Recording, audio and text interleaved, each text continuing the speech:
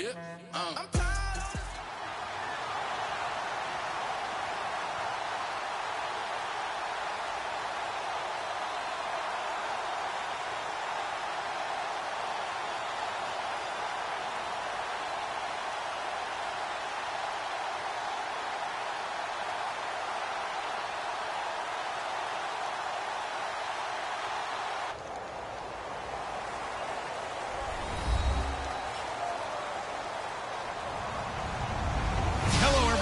I'm Larry Ridley.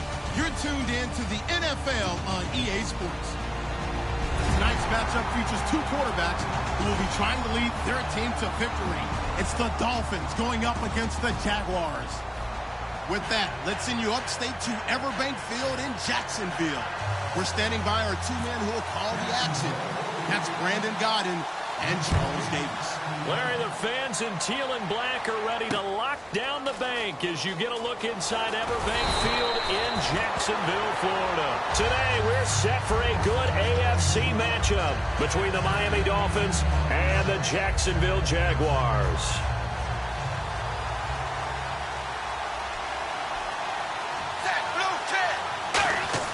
On first down, Tannehill. It's a short one here, complete to the tight end. 7 yards, the pickup on the pitch and catch. When you execute a drag or a crossing route really well and give them a chance to let it develop a little bit, you can gain some significant yardage hitting your tight end on that one. Here's Tannehill. It's a short one here, complete to his tight end. Call it a gain of 7, and it gets him a new set of downs. Partner, it's a lot of fun watching the NFL now, isn't it? Because when the big fella runs routes, it used to be when we were kids, he'd run about 3 different routes, and that was it. Now he can run anything and catch the balls we just saw there. And the tip there altered the ball flight, and it falls incomplete. It'll be second down. And on your screen, the offensive starters, Jarvis Landry, a guy that we profile. Love his game. Not only is he going to beat you with athleticism, he's going to outwork you as well.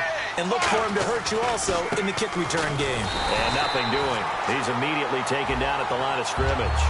Calling no gain on the run there, and now they'll be looking at a third down. And the starters defensively for Jacksonville, and it's a Jags team that finished 3-13 last year, but on this side of the football, they've got a solid foundation, don't they? I thought that their defense kept them in a lot of games in 2016. I thought they played really well, and now they've got a young core of guys. Remember Jalen Ramsey drafted last year. He made the all-rookie team.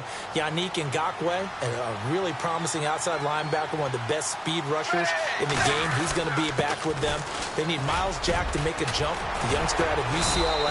But I like, all in all, the core of players that they have defensively. Let's just go ahead and state the obvious. You're going to want a big game out of that guy. Big-time run to get things started. But even more importantly, coming in on the road, trying to silence the crowd, take them out of it a little bit, slow down the emotions of the game, and get yourselves under control and feel like, yeah, we're going to be okay on the road. One of the things that I observed when Dante Fowler was coming out in the NFL draft, how hard he played the game. Every time I turned on a tape, he was either rushing the passer, making a play, or making a play in space against the ball downfield, or hustling from one sideline to the other. How about that play right there? Making a nice tackle, holding it to a short gain. And now following that play, we've got a man down defensively, one of the members of the secondary. And we'll just hope he's all right to continue. And the 8th play on this drive coming up.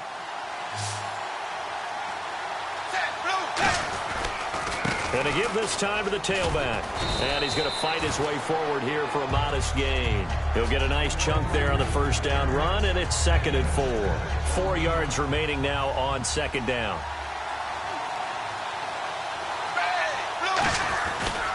And he'll give it here to his running back. And he is out of bounds, but not before taking this down to the 8. 19 yards on the pickup there, and now they'll have it 1st and goal. And this has been an excellent drive to start the game off. Move the ball downfield well. Now they're set up at 1st and goal after that last really nice run. Exactly how a coach would draw things up. This is how you want to start a game, and that's all they've preached all week long about how they want to come out of the game. That's going to go as a loss of 2, and it'll be 2nd down. And a really long drive here, and it goes on and on. They'll try the air now with Tannehill. Escaping the pressure right. And now he lost the football. Tannehill loses it. And a big turnover there as his guys will get the football back. And without a doubt, not the way they pictured that opening drive unfolding. No, they were making progress. They weren't exactly in high gear, but they were making a few yards along the way. And now that they've coughed it up, you got to go back to the sidelines and regroup a little bit. And he'll take this up to about the 7 or 8 yard line. And give him 4 yards there. It'll be 2nd and 6. Now look at the starting unit, and here's to you, Mr. Robinson. Oh, I like that one. Allen Robinson, I loved coming out of Penn State. Everyone kept telling me he's not fast enough, and I kept pointing to the film and saying yes, but he catches everything. He's definitely a threat. And he'll take this one up to about the 13. It's a 5-yard gain, but they'll still be a yard short here with 3rd down now looming. Try to get one more in here before the quarter breaks. Alongside the former defensive back Charles Davis, I'm Brandon Gaudin. It's Jaguar football as we begin quarter number 2. They've got a 3rd down and a yard to start things out. Looking to jam the receivers at the line here. Press coverage look defensively. Here we go now. They'll give it to him right up the gut.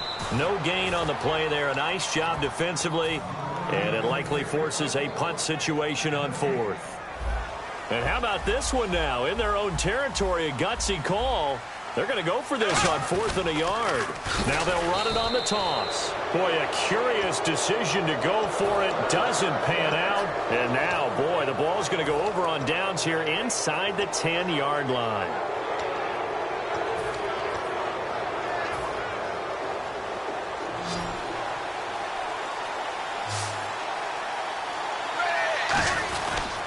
They'll give it to him right up the gut. And they'll be driven back here, losing yardage to the 9. It's a loss of 2 there, bringing up 2nd down. So the myth has been shattered. Every cornerback in the league is not just a cover corner. Some of them will stick their nose in there and make plays exactly as we just saw there. A big loss suffered by the offense after that nice tackle. To throw on 2nd down is Tannehill. And they're going to get him. They bring him down to the sack back at the 16-yard line. Well, in my time in football, I've yet to see a playbook that draws up offensive plays designed to lose yardage. A running play loses yardage on 1st down. They try and throw it, take a sack on 2nd down. What can the offensive coordinator come up with here on 3rd down? 3rd and long, it's Tannehill. And this is caught by Cameron for a Miami touchdown. Jordan Cameron, a 14-yard touchdown. And the Dolphins are in for 6. Boy, that route is really tough to cover because if they're running it correctly, you think it's really going to be a slant. Yeah, well, we talk all the time about how it's tough to execute offensively, but you're saying, don't forget, it's tough to cover for the defense, too. Yeah, the number one thing that you're taught is to not get caught inside or get beat inside. So you guard that a little bit more. So that gives you a little bit more space to operate outside if you start your move initially inside if you're a receiver. And he'll take it past the 25 and up to the 28-yard line. And now out come the Jags. And last time this unit was out here, costly turnover, and then that turned into 6 points. They've got to make amends. And how many times have we sat in meetings with coaches and they use the term complementary football? Offense take care of the defense, defense take care of the offense. Looking for Hearns, and it's intercepted. Picked off by Rashad Jones. And his guys are going to get the football at the 23-yard line. Out comes the Dolphin offense now as they get set to take over here. And they were able to punch it in the end zone last time. They'll be looking to do that again here for the defense. Obviously, they'll be looking to stop them from punching it back in the end zone. It always is punch-counter-punch, isn't it? And which team has the advantage? Well, let's just go back. Last time on offense, they rolled downfield, got into a good rhythm. You can see a little more bounce in and out of the huddle. You can see the sideline really get into the game. So defensively, you're thinking to yourself, how do we take that away from them? How do we get the advantage back? Let's see what they come up with. I think pressure is always the first way to go. You love pressure. I love it. We'll see if they dial it up this drive. Throwing on 3rd down, Tannehill surveying the field. And he hits the tight end. It's Deion Sims. And he's going to have a 1st down as he's brought down at the 44-yard line. So he makes the grab and the chains move forward. Nice job by the offensive line giving them time to complete that 1st down pass.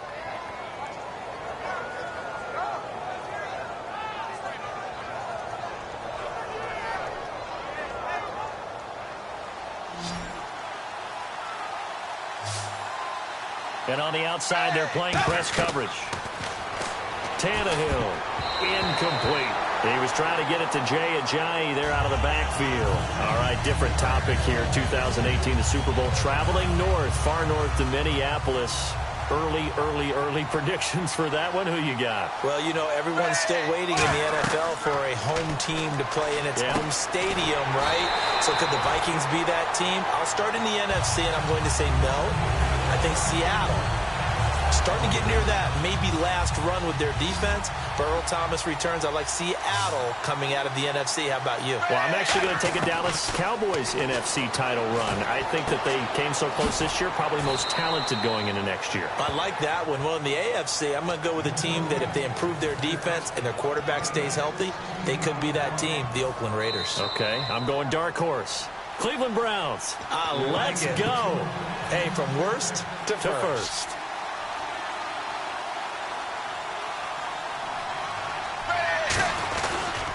Now a handoff here to his running back. Try to find a lane, but instead he'll get back to the line of scrimmage and no more. Call it no gain on the play, and it'll be second down. So they're still at the original line of scrimmage here. Second down and 10. And on the ground they go with the running back. And he'll take this one down to about the 40. Call it about a gain of 3, and they'll be looking at a 3rd and 7 coming up. Partner, we know today's NFL is really built around the guy throwing the football. But these short runs, they still pay dividends because they can take their toll on a defense, and they can add up as the game goes along. They control the clock, they control the ball, and that way you often control the game. 7 yards on the play, and that's going to make it 4th down. So this was a case of better safe than sorry. All the receivers were locked up, so he had to try and run for it, but he ended up having to slide short of the marker. So they'll say no to the 50-yard field goal try. Instead, the offense out there, they're going for it. Here we go on 4th, Tannehill. And it's a short one here, complete to the tight end. And all the way in for a Miami touchdown. Marquise Gray, 33 yards. And the Dolphins are able to grow their lead. And that'll give them a 2-score lead here, but I'm looking ahead. They just want to hold it for the final moments here of the second. And he's going to be taken down. It's a sack, and they fail on the try for 2. Franks now on to kick it away after the touchdown. On the return, this is Denard Robinson. And he'll make it across the 20 as his guys will set up shop at the 23-yard line. Out comes the Jacksonville offense as they get set to take over here. And what do you think goes on here in this situation? If you got the football, you're trailing, you're back in your own territory with just a little time. Do you try something? You're thinking about jump-starting your team, right? You just mentioned it. They're down. They're trying to get back into the game. But you got to figure if something goes wrong, you may have put yourself in a spot where you may not be able to come back in the second half. Managing risk is a big decision here. From midfield, here's Bortles. He's going to flip one out here to his running back.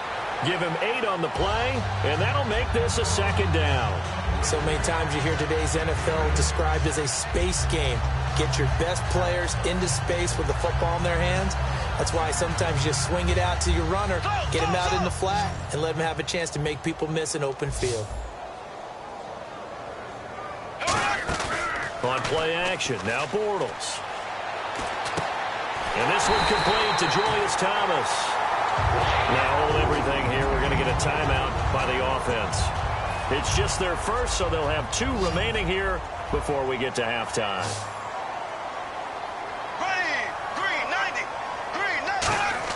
On 1st and 10, here's Bortles. Looking for Hearns, and it's intercepted. Picked off by Rashad Jones. And his guys have got it back at the closing stages of the first half. And out come the Dolphins now. And the ball backed way up. So thinking with this amount of time on the clock, probably just sit on it, and we'll see these 2 teams go to the lockers. Yeah, I don't think you want to overthink it in this situation. Either side of the ball. Now whistles come in. We're going to get a timeout here by the offense. It's just their first, so they'll have 2 remaining here before we get to halftime. They come out here in the I. And they'll try the ground game here with the running back. And he'll take this one up over the 20 to the 21-yard line. Now hold everything here. We're going to get a timeout by the offense. So that means they're down to one remaining here as we head toward halftime.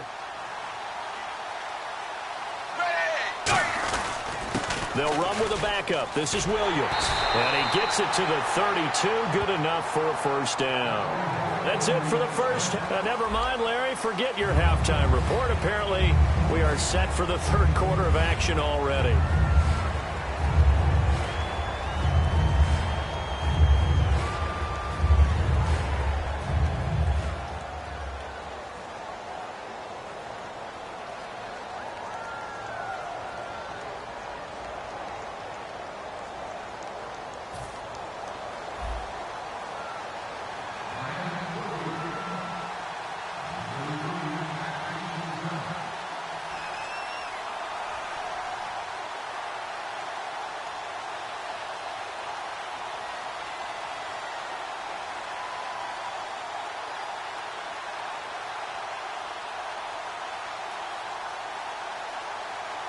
Both teams appear ready for the fight ahead, and we resume action here in quarter number 3. And oh, he kicked it out of bounds. That's a big penalty. And this is where the rest of the team turns and stares at the kicker and says, you have one job. Execute it. Black 58 rail! Black 58 rail! Here we go now. Green. Throwing on first down is Bortles. Finding his safety valve here. That's complete. And he'll get it out a couple yards shy of midfield at the 48. Second down now after the pass completion. Brandon, more and more offenses are going to the philosophy of using every inch of the field to try and spread things out. And when you're running back and catch the ball as well, that can only help your offense. Now they set up the screen. That's complete. It'll go as a gain of 6 that time, and it moves the chains as well. For a second there, I thought that might break big. Screen pass. Looked like it was coming together. Looked like there was an opening. Still, ended up with a solid game. They'll run it now out of the gun. And they'll bring him down after just a short pickup. Just a yard on the pickup there, and it'll bring up a 2nd and 9. That was a really nice play, be able to stack that one up. When they get back in the huddle, he's got to tell his guys up front, great job. They kept people off of him, allowed him to run free and make the hit on the runner. Filled the gap nicely, kept him to just a 1-yard gain. Only a gain of a couple there. That leaves them needing about 7 here on third down. And now it looks like they're going to be in the hurry-up. And that's why you see a lot of teams that like to play 4-3 defense, especially against teams that run the ball really well, because you count on your defensive front, the tackles and the ends, to eat up the blocking in the offensive line and keep that guy in the middle clean so he can roam through the football and make a tackle. In this case, he introduced himself and said, hello, my name is Mike. Still just the third quarter, but they've got to make something happen. I think they know that. They're going for it on 4th. To throw, it's Bortles. And this is incomplete. That incompletion, Charles, gives me a chance to put you on the clock real quick. NFC teams last year that did not make the playoffs that might make a push this coming year. Well, 3 that come to mind right away that we thought were going to be in 2016. Minnesota, remember the start they got off to before that didn't work out so well for them. Arizona, we thought they were locked to be in the playoffs. In fact, many of us called them Super Bowl contenders. And Carolina, the defending NFC champs going into last season, they didn't make it. So I think that all 3 could return to former glory. I'm going to give you one way off the pace here. You ready? Let's go. The Los Angeles Rams. Ooh. They get the young quarterback going, and that defense continues to live up to expectations. They can make a real strong push in the West. They've got the D. You're right. They just need the O. So still a full 10 yards to go here for the offense on third down. They'll hand it off now. Williams. And a cutback left. And look out. I think he's going to go. And all the way in for a Miami touchdown. Damian Williams, 61 yards. And the Dolphins add on to their lead. And on that long run, maybe the defense caught napping a little bit. The concentration level may not have been there. I agree with you on that one, because those types of plays, when they result like that, they're almost like big bolts of lightning, aren't they? Whoosh, and off he goes. Franks now on to kick it away after the touchdown. And that'll carry over the back line of the end zone for a touchback. And out now comes Jacksonville as they get ready to go. And last time they were stopped on 4th down, had a drive stalled out. We'll see how they respond this go-around. I'm eager to see what their mindset is, because moving the ball, feeling good, and then that abrupt stop on 4th down, do they go back to the bench and go, oh, boy, they've got something for us? Or do they go to the bench and say, we blew it ourselves, let's get back out there and move the ball again? And is it different when you get stopped on 4th versus punt? Is that more motivation for the defense, a little more confidence? I think as a defense, you're so excited with a 4th down stop. Making them punt, that's your goal anyway. But a 4th down stop, that's almost a sign of disrespect that they went for it in the first place. And when you get that, you feel great about yourselves. On 2nd down, here's Bortles. Now they go screen. It's complete. And he went backwards. He'll be down at the 30. And they'll lose a yard that time, and that's going to lead to a 3rd down. Now that screen there on 2nd down certainly didn't develop how they had hoped. Is that one they should have even tried, or is that one the quarterback sticks in his pocket? I think the latter. I like what you said there, because trying is one thing. We can second-guess just about every call. But in this case, when you realize that it's broken down, just throw it at the feet of your intended receiver so that no one can pick it off, right? You don't have the ball tipped up in the air, and you come back and try and pick up the 1st down on 3rd down. That way you don't lose any yardage.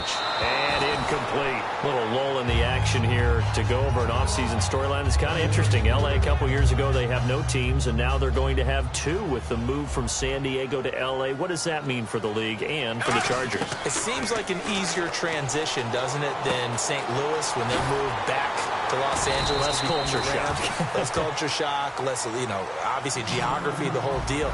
But it's a transition that still is not going to be easy. Remember, they're going to go play in a soccer stadium, essentially, for at least the first couple of years before they share a stadium with the Rams. So that changes things. Obviously, trying to create an identity in the market they haven't been in a long time.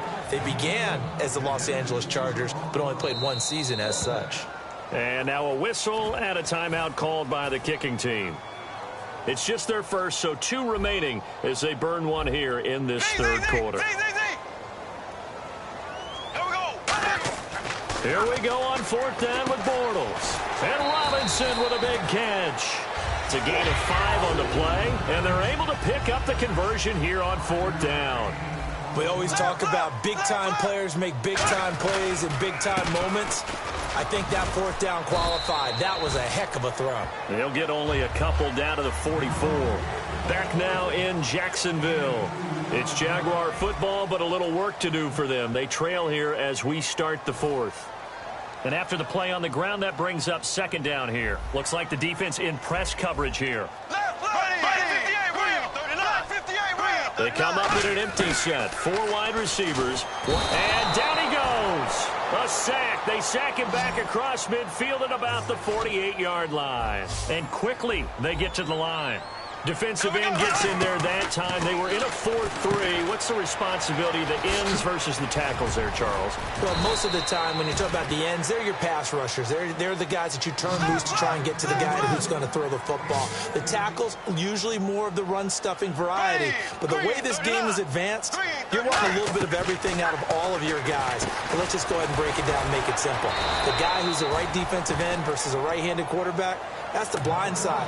He's going after the quarterback. He's going to put him on the ground. And the Dolphins offense now ready to go back out on the field. And they'll just simply be looking to build off the confidence of the last time out where they scored a touchdown. And confidence is powerful, isn't it? When you've scored once, you feel like you can go back out there and get it done again. Doesn't matter what the defense throws at them. They feel like they're in a groove right now, and they want to get out there and show it. Yeah, hoping to stay in that groove here this go-around.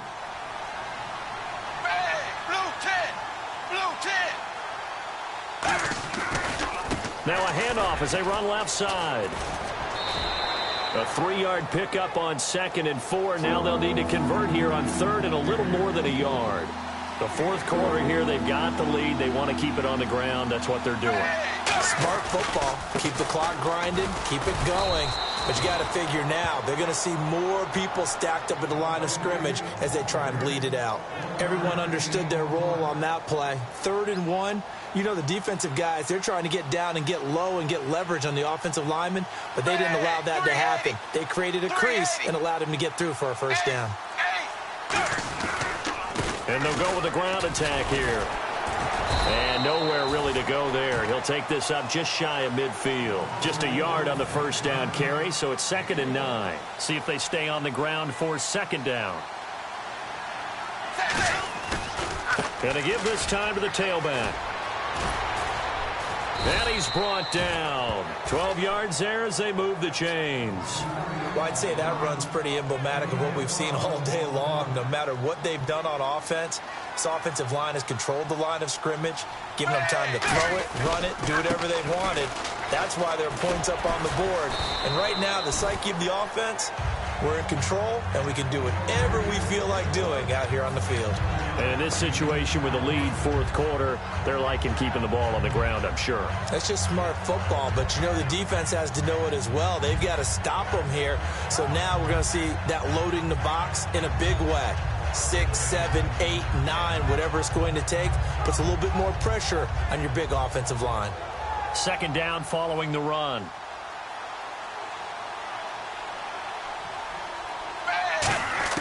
They'll try the air now with Tannehill. And that is incomplete. He was trying to get that one to Kenny Stills. And it's 3rd and short.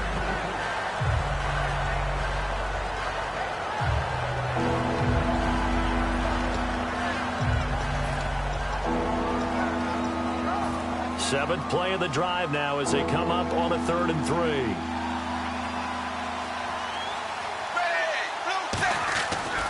Now a handoff looking right. And he's able to pick up the first down here before he goes down at the 26.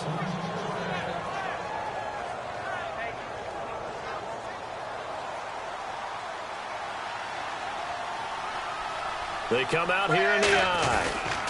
They'll give it to him right up the gut. And this carry not as productive. He's swallowed up at the line of scrimmage. Dante Fowler in on the stop. But he was stopped on that play. We've had plenty of carries all afternoon. Every now and then the defense is going to win one, but I don't think they'll shy away from handing it to him the rest of the game. Looking for a seam, but finding none. He'll get back to the line of scrimmage, and that's it. They'll lose a yard, and it brings up 3rd.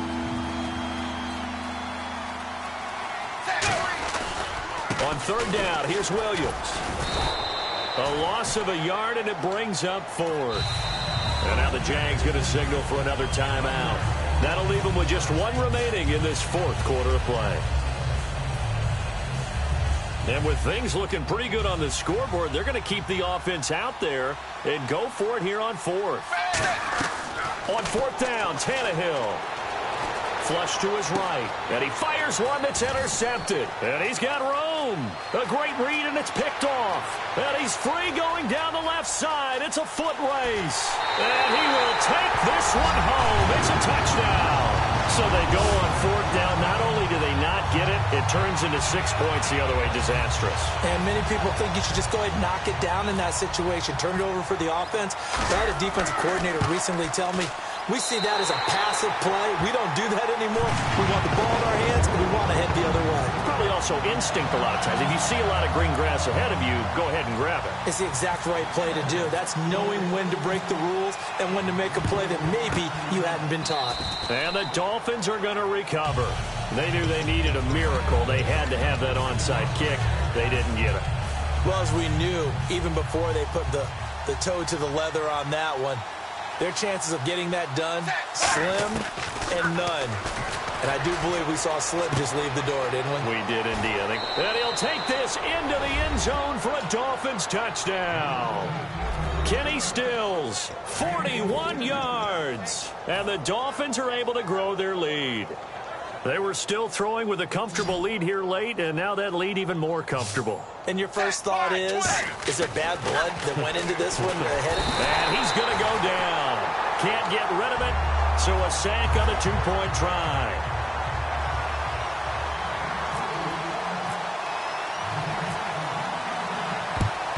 And the Jaguars are going to cover this one up. Well, fourth quarter, they felt like they needed the football back. Unfortunately, they couldn't get it. And I know we brought analytics into the game, and someone has said here that the data says that when a team's expecting an onside kick, 80% of the time, the team expecting it, they do actually recover the ball, which is what we saw here. I just wonder if that number is much more of a anecdotal type of a number. Kind of like when the coaches tell us, well, when you score on special teams, 93% of the time you win the game. I'm still waiting to see that number is empirical. Now a desperation throw deep downfield. He was looking to get it to Allen Hurns that time, and that'll bring up second down. One of the toughest things about playing defensive back is pattern reading, trying to figure out what they're doing. And on that one, they had the fly, just sending the guy downfield with the in route accompanying it, what people call a dagger route, trying to hit the guy underneath after the clear out. In this case, though, they're not able to get it done. Yeah, they said forget the underneath route. They went for the guy on the fly, but as you said, incomplete. One thing I know from experience is that when the deep ball is thrown and you're the defender, you've got to fight that little bit of panic that emerges. It's caught at the 10. Now whistles come in. We're going to get a timeout here by the offense.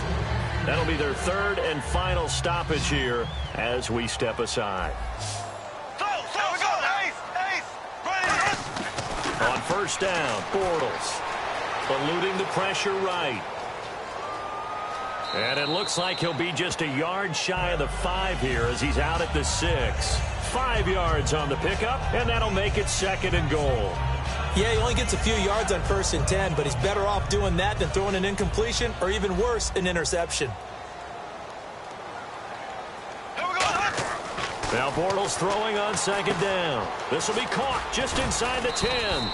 So the screen good for only 2. Now it's third down.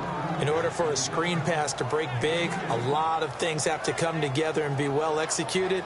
But all it takes is one small thing to go wrong and keep it from being a big game. They gotta have 6 here. It's third and goal. They come out here in the eye. To throw, and he takes it in. Touchdown, Jacksonville. Julius Thomas from 3 yards out. And the Jaguars make some inroads here on that deficit. And it's up and good. So time definitely not in their favor. Down 2 scores, but they'll try the onside kick. And this is going to be recovered by the hands team. And that should just about put a capper on this one. And that's why you have your hands team out there on the field. Those are the best guys ready to make that play. And let's face it, it was executed well. It wasn't a bad kick. It wasn't anything like that. Just that the normal outcome actually came to play.